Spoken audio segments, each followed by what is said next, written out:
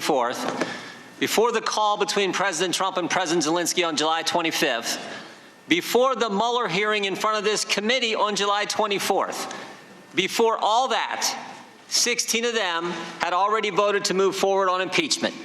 16 Democrats on the Judiciary Committee had already voted to move forward on impeachment, yet today we're talking about whether the positions they've already taken are constitutional.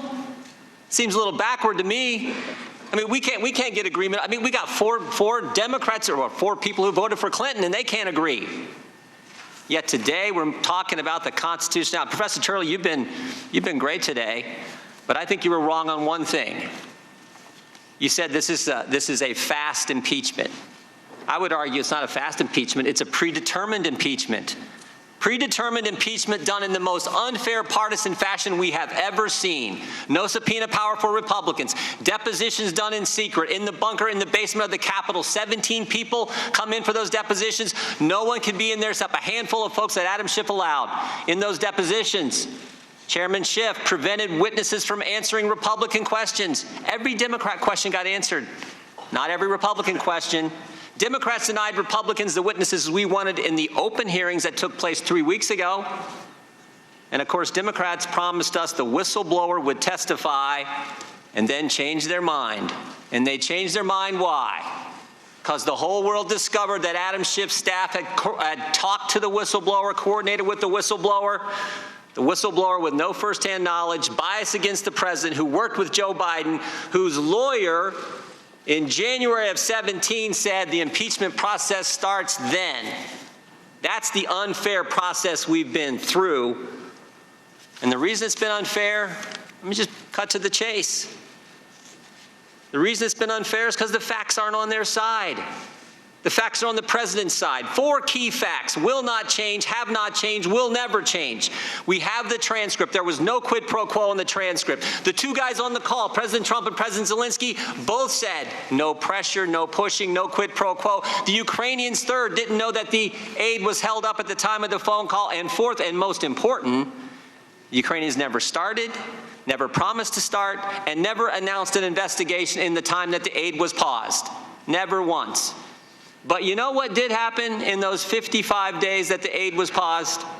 There were 5 key meetings between President Zelensky and senior officials in our government. 5 key meetings. We had the call on July 25th. The very next day, July 26th, we had Ambassador Volker, Taylor, and Sondland meet with President Zelensky in Kyiv. We then had Ambassador Bolton, end of August, meet with President Zelensky. We then had the Vice President meet with President Zelensky on September 1st, and we had 2 senators, Republican and, more importantly, Democrat Senator Murphy with Republican Senator Johnson meet with President Zelensky on September 5th. None of those 5 meetings was aid ever discussed in exchange for an announcement of an investigation into anybody.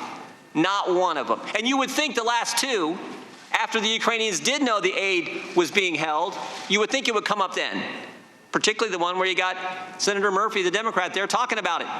Never came up. The facts are on the president's side.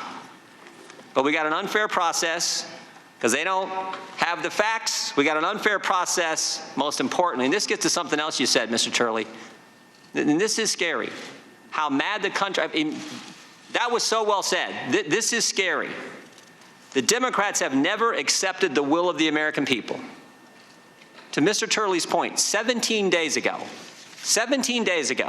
the Speaker of the United States House of Representatives called the President of the United States an imposter. The guy 63 million Americans voted for, who won an electoral college landslide, the Speaker of the United States House of Representatives called that individual an imposter.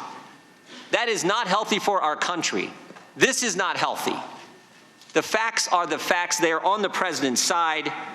That's what we need to focus on, not some constitutional hearing at the end of the process when you guys have already determined where you're going to go. With that, I yield back. The gentleman yields back. Mr. Deutsch.